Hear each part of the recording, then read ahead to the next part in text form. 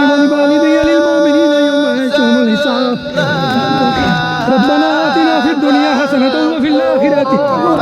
حسنة وقنا عذاب النار وقنا عذاب القبر وقنا عذاب الحشر وقنا عذاب النار يا الله قوم سيدنا وتلك الأمثال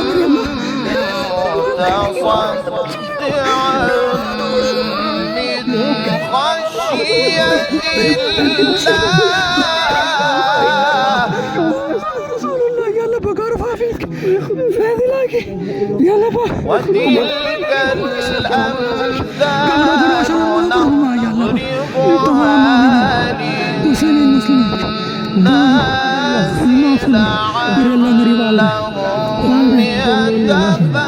لعلهم يتفكرون या अल्लाह पाक मेरी औलाद को हाफ़िज़ कुरान बनाना या अल्लाह पाक मनीब को बचा या अल्लाह पाक हमारे घर